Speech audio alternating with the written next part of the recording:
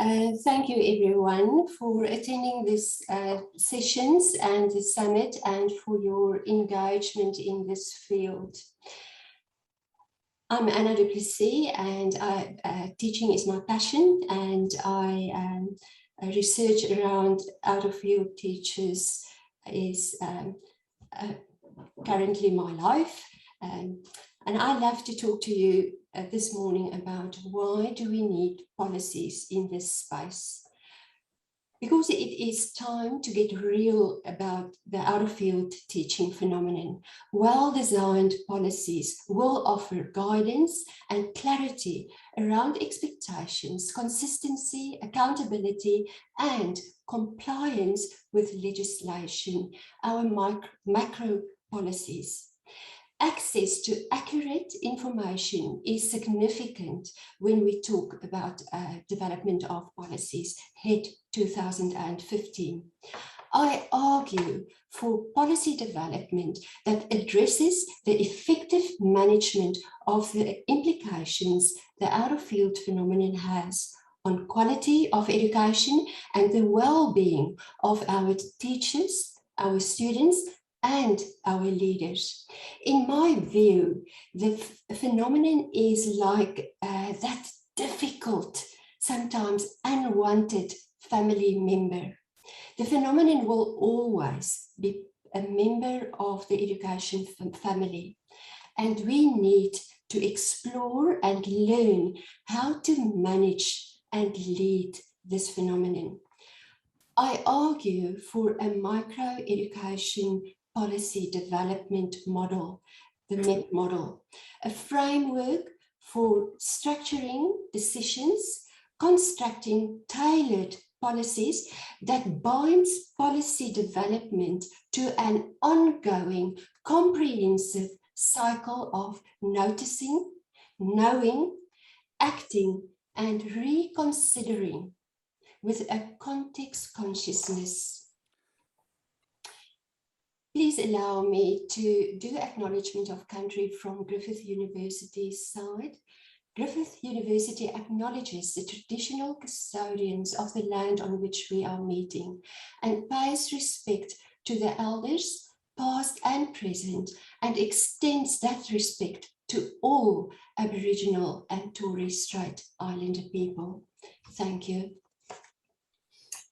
When we mention the out-of-field context and context consciousness, our focus turns to our teachers, their professional lived experiences and lived realities.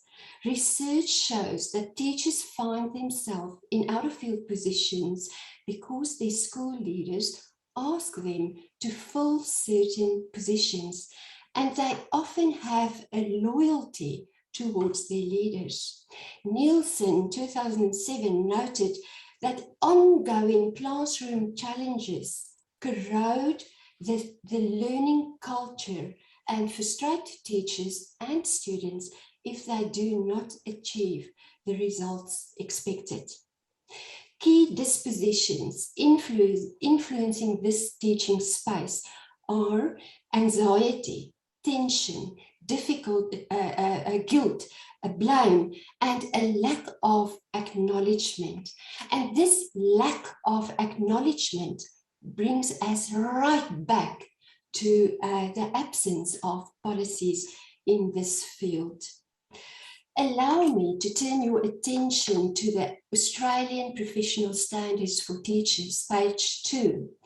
Teachers share a significant responsibility in preparing young people to lead successful and productive lives. The APSTs reflect and build on national evidence that a teacher's effectiveness has powerful impact on students. One, with broad consensus that teacher quality is the single most important in-school factor influencing students' achievement. And 2, effective teachers can be a source of inspiration and, equally importantly, provide dependable and consistent influence on young people as they make choices about further education, work and life, Eitzel 2011, revised 2018.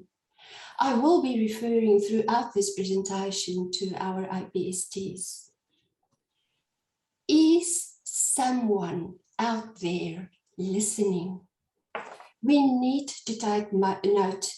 Teachers' outcry for change is captured in research, and I quote, "Things need to change or I'm out," end quote. Teaching is an emotionally laden, situated social process. Contextual factors greatly influence the dispositions within our classrooms. Gore et al. 2015 emphasized that intrinsic motivation prompts people to become teachers. Policy reasoning needs to acknowledge research that shows teachers perceive themselves as specialists in certain subject areas or year levels. This is their professional identity linked to their intrinsic motivation. Ongoing changing out-of-field positions greatly impact teachers' professional identity and their self-efficacy perceptions. I ask again, where are the policies that protect our out-of-field teachers? I further argue that this uncertainty linked to out-of-field teaching shifts the balance of power in our classrooms, which needs to be a safe space where a knowledgeable other carefully guides learning within an environment where students feel safe, emotionally safe, culturally safe, socially safe, and physically. Our IPSTs to confidently explore new knowledge construction. Do our policies support this need? Broadfoot claimed that the complex relationship between the decision-making process about pedagogy and what curriculum, assessment, and student achievement expectations entail should be understood against the background of the teaching situation and the everydayness of teaching practices. I propose that professional accountability is currently caught up in all the noise about quality, while the out-of-field context in question often gets overlooked. It is time to ask the hard questions about contextual challenges regarding the out-of-field teaching workforce.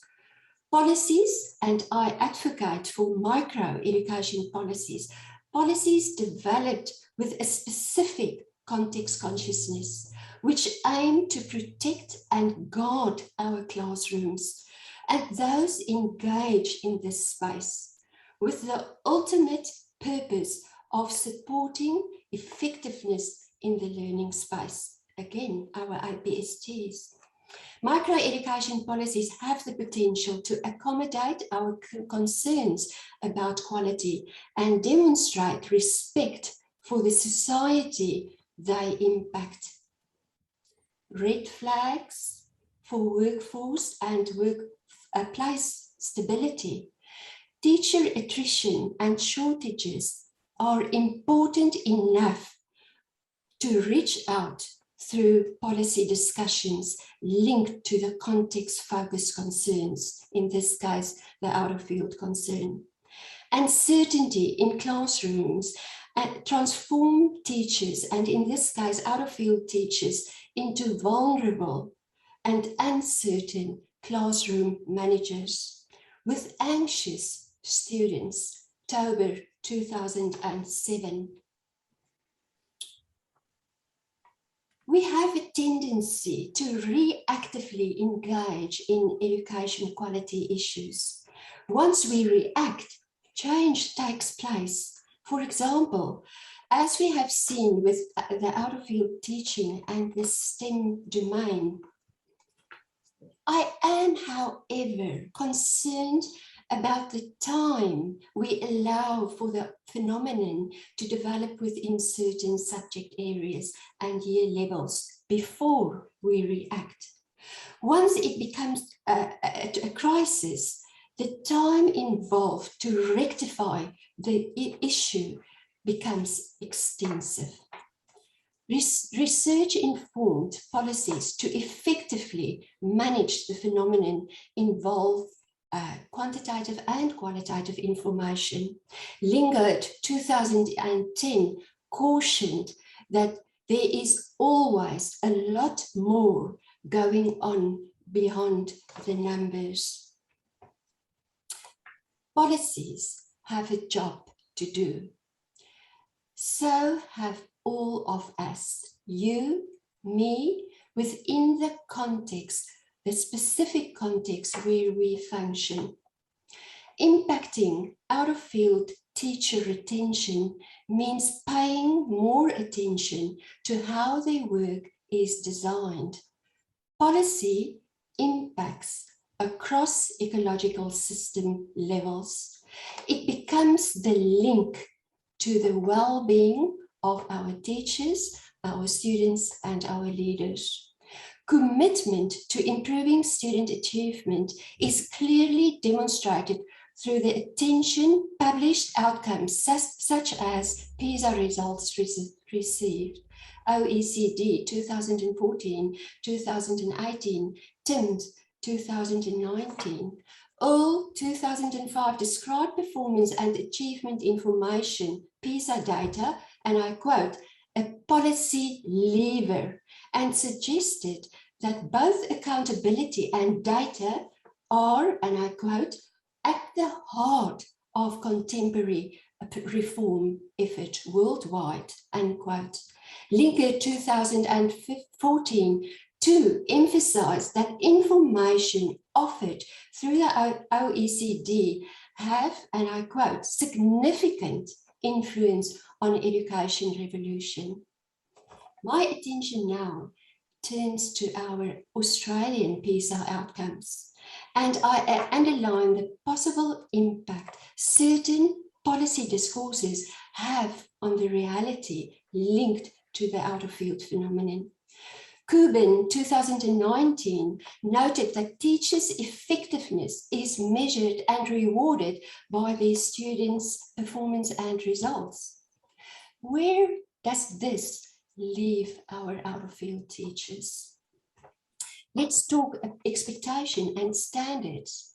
In 2013, the European Commission highlighted core requirements for teaching and learning, which are reflected in standards for teachers across education systems and across the globe, also captured in our IPSTs.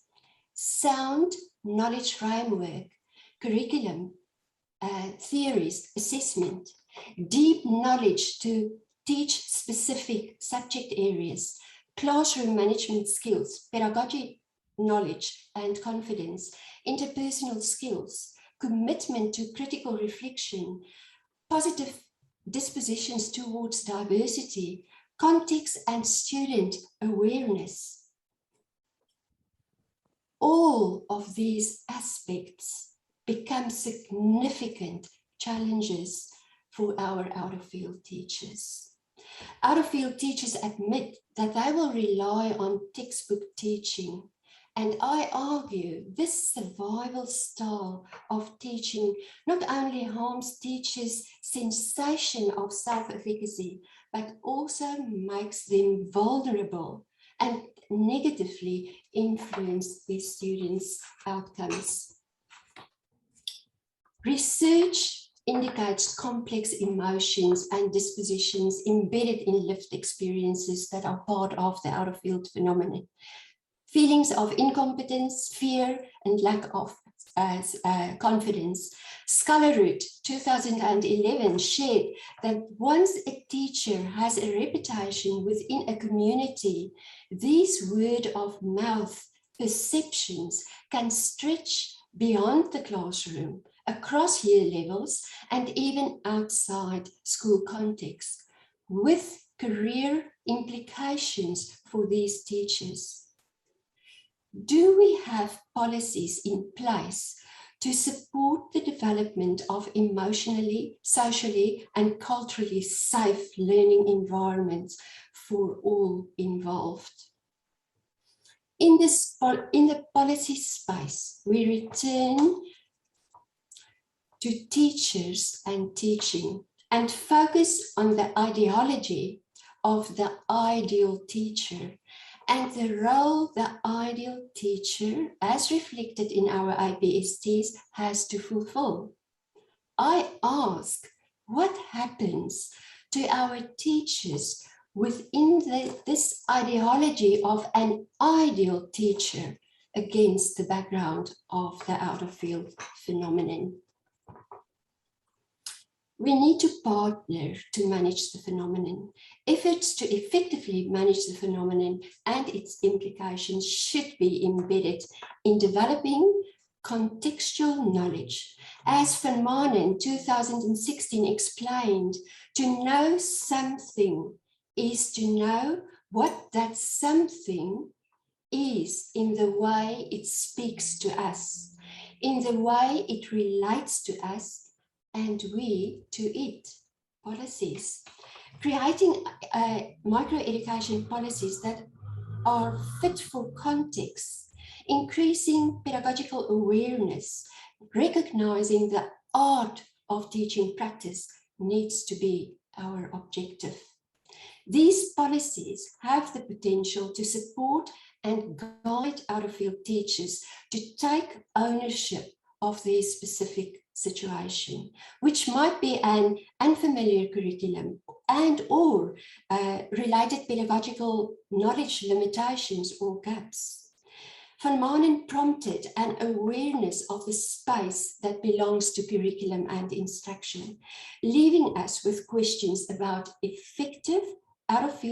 how effective out-of-field teachers are to make the curriculum accessible to all our students, Alice Spring Declaration. The notion of pedagogical knowledge, however, are often overlooked in discussions around policy and curriculum. I argue that it is context related and has been demonstrated through research. This brings us right back to policies and the effective management of the phenomenon. The workload of teachers assigned to out-of-field positions increases significantly because of the additional hours these teachers need to work in an effort to maintain the same quality of teaching as if they were assigned to their specialist subject area or year level.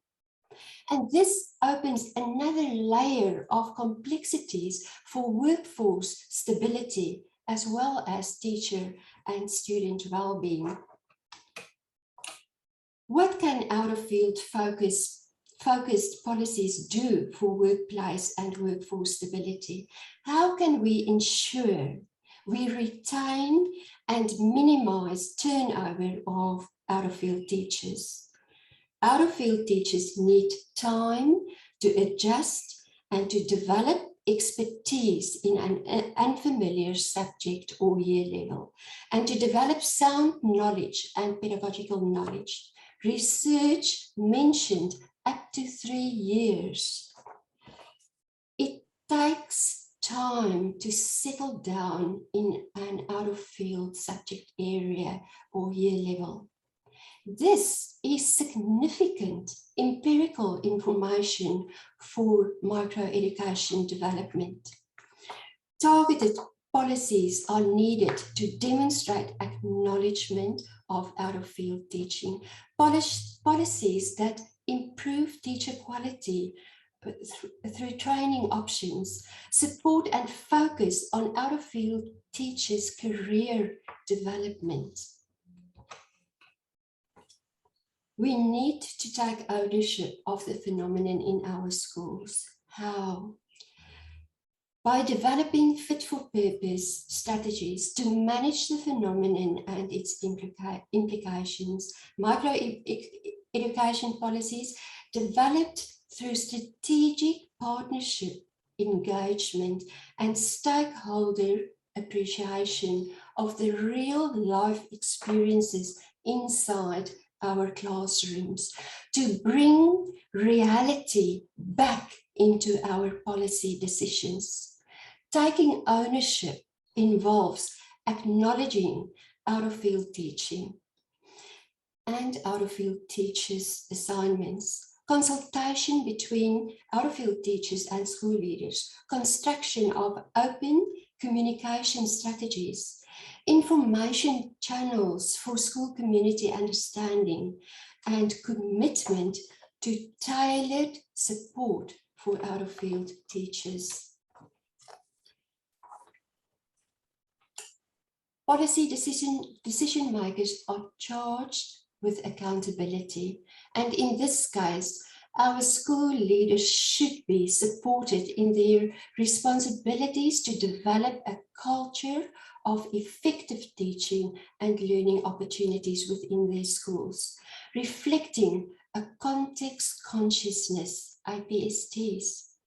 I agree with Earl 2005, who highlighted that, and I quote, information becomes knowledge when it is shaped, organized, and embedded in the context that gives it meaning and connectedness.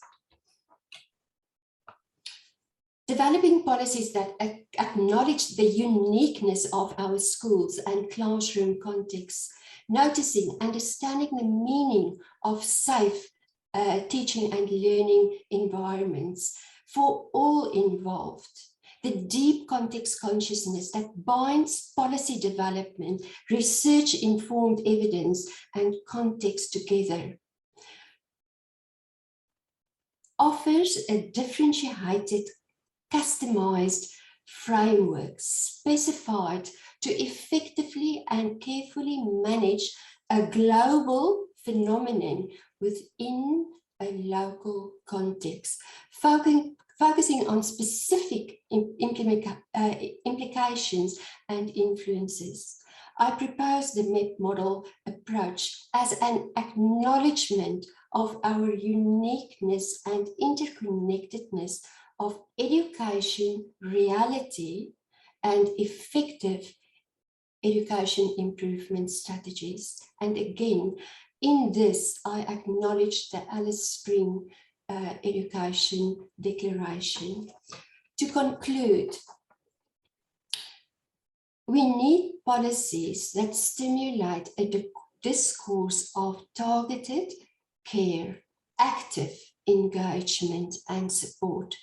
The Canis leadership model turns to connectedness to the reality, the lived experiences, awareness of teachers' coping mechanisms, need analysis, what works for teachers, negotiation, a strategic plan, knowing, understanding, respecting expectations, culture, and society. 1 minute, Anna. Thank you, Michael. Actions, well-designed school-specific improvement policies, and then support school leaders' ongoing critical reflection on what needs to be done. The Canis leadership model informs the development and structuring of microeducation policies. And Michael, I'm done. The information in this presentation is from my book, The Out-of-Field Teaching and Education Policy, Examining Practice Policy Phenomenon. And I'm happy for anyone who wants to contact me for clarification or questions or just for a chat. And thank you for attending this session.